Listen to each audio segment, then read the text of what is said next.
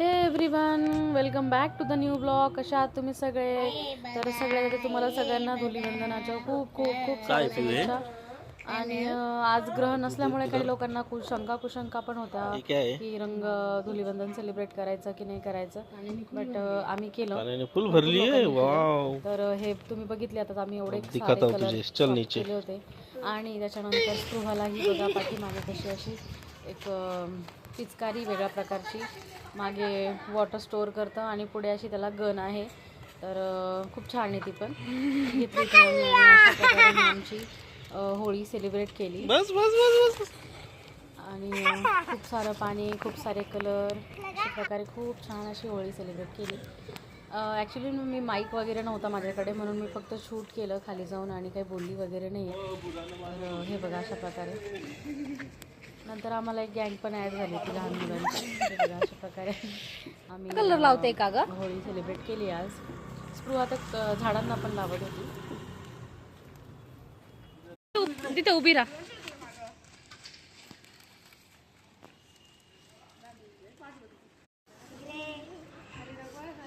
आले आले. एव्हरीबडी, आता होळी खेळून झाली आहे, पण आता इथे धुत आहे गाडी. ॲक्च्युली आमच्या बिल्डिंगमध्ये कोणीतरी गाडी धुत होतं आणि यांनी होळी खेळता खेळता त्यांना बघितलं आणि आता ते पण गाडी धुत आहे.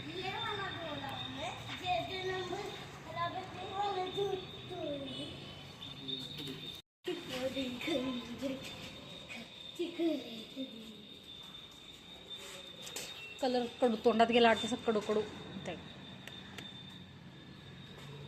थोडं तोंडात कलर गेला वाटतं तुमचं, कडू कडू कडू कडू फील होतं, एकदम डेंजर.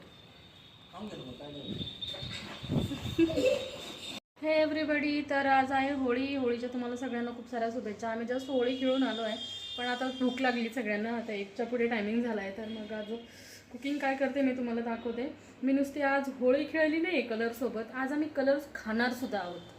आज आम्ही कलर खाणारसुद्धा आहोत, तर तो तुम्हाला दाखवते मी कसे खाणार आहेत. आम्ही फुल खाणार आहेत आम्ही आज. आणि इकडे हे बघा बनवलं आहे. These are also colourful chapatis. बघितलं किती सुंदर खाणार आहेत कलर आम्ही. त्याची भाजी बनवली, पुरी भाजीचा प्लॅन आहे माझा. हे बघा कमी आहे बटाटे, पण मी ते मॅश करून घेणार आहे, म्हणजे फक्त भाजीचाच फील येईल असं. आणि पुऱ्या तळून घेणार आहे. माझ्या आयुष्यातली पहिली नाही दुसरी होळी खेळली असे. लग्नानंतर पहिल्या वर्षी खेळली होती, त्याच्या आधी मी कधीच होळी खेळली नाही. आमची मम्मी डेंजर होती, कपडे ओले करून जरी आलं तरी हाणायची, अशी कुटायची चांगली. पण आज मुलीमुळे खेळावं लागते, कारण तिच्यासोबत खेळायला कोणी नाही आहे, ती एकटी आहे. आणि मग कलर वगैरे त्याच्यामुळे आणले, मग ती कोणासोबत खेळेल म्हणून आम्ही आज दोघं नवरा बायको तिच्यासोबत होळी खेळलो आहे. आणि मग ती आणि तिचे पप्पा आंघोळ करताय कलरने, आणि मी म्हटलं आता तोपर्यंत मी बाहेर थांबून काय करतो, पण कुकिंग आवरून घेऊ म्हटलं. हात धुवून घेतले आणि स्वच्छ असे कुकिंग बनवून घेतली. बऱ्याच गोष्टी मी आधीच करून ठेवल्या होते. बघा अंडे बॉईल करून आहे ना, त्याच्यामध्ये मीठ मिरची टाकून मी ठेवले होते. पीठ मळून गेलेली होती, सगळं प्रिपरेशन मी करून गेली होती. फक्त एवढंच की बनवायचं बाकी होतं. मग आता थोडं थोडं ते आता मी बनवलं. आणि आता जेवण करून घेऊयात आणि मग तुम्हाला भेटते. तर हे एव्हरीबडी बघा कशा प्रकारे आम्ही कलरफुल, म्हणजे धुलीवंदन होळीच्या दिवशीच आम्ही कलरफुल पुऱ्या पण खाल्ल्या.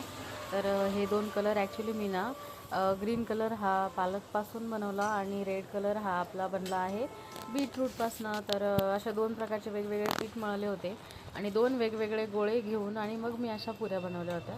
जर इन केस एखाद्याला याचे बनवायचं असेल असं तर म्हणून सांगून देते. तर अशा प्रकारे बनवलं होतं. याच्यामध्ये जर तुम्ही अजून साधा आपलं नॉर्मल गव्हाचं पीठ पण ॲड केलं ना, तर त्याचा मस्त पांढरा कलर येतो याच्यामध्ये, ह्या पुरीमध्ये. तर हे तुम्ही बघू शकता अशा प्रकारे ती बनवली. आणि तेल थोडं ब्लॅक आहे, कारण रात्रीच भजे केले होते, त्याच्यामुळे मी पुन्हा ऑइल चेंज केलं नाही. आणि हे तळलेलं तेल जर जास्त साचून राहिलं, आपण ते तेल खाल्लं तर आपलं कोलेस्टेरॉल वाढतं, त्याच्यामुळे मी ना तळलेलं तेल जास्त साचू देत नाही. असलं त्याच्यातच लगेच पटकन संपवते त्याला, कारण की ते साचून काय करायचं ना, ते हेल्थसाठी चांगलंच नसतं. त्याच्यामुळे नवीन फ्रेश तेल त्याच्यामध्ये ॲड नाही करत. तर हे बघा अशा प्रकारे मी पुऱ्या बनवल्या. आणि सेम पीठ वापरून आहे ना मी चपात्या पण बनवल्या, कारण मला माहीत होतं पुऱ्या पण आणि चपात्या पण एकदम गचका लागतो, ऑइली म्हणून मी अर्ध्या पुऱ्या आणि अर्ध्या चपात्या केल्या होत्या. पुऱ्या तळून घेते आणि इकडे भाजी झाली आहे, पुरी भाजीची भाजी. आणि इकडे पुऱ्या. किती सुंदर दिसत आहे ना, एकदम टेम्पटिंग.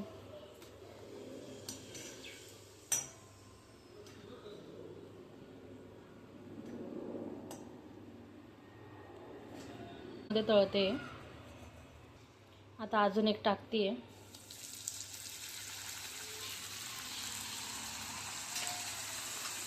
चपात्या पण बनवल्या आणि पुऱ्या पण बनवल्या आहे ना, त्याच्यामुळे मी ना सगळ्या दोघांची क्वांटिटी थोडीशी मीडियम ठेवली आहे. संपल्याने ते काय करायचं बघ, त्याच्यामुळे मग थोडंसं मी मेंटेन केलं, कमी कमीच केलं आहे. प्रत्येकाच्या वाट्याच्या 2-2 अशा.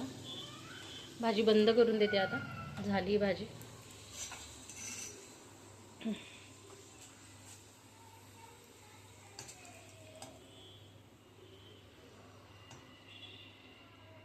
काढून घेते आता.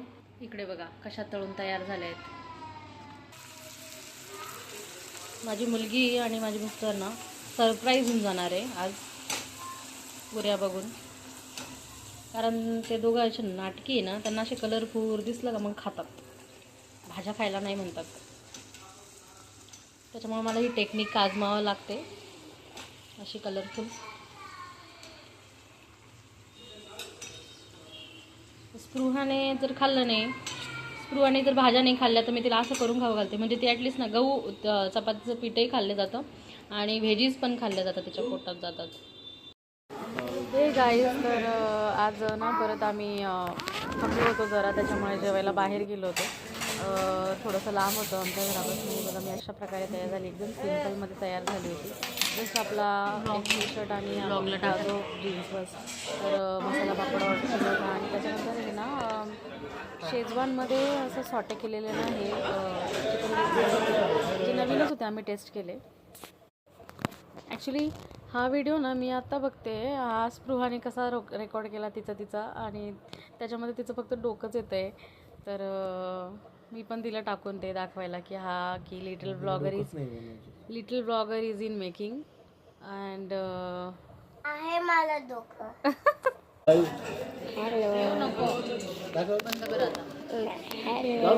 काय चालू हेलो गाइस, अब हम आ चुके हैं रेस्टोरेंट में. करून देना पटकन. चलो चालू आहे. हेलो गाइस, आज हम आ गए रेस्टोरेंट में.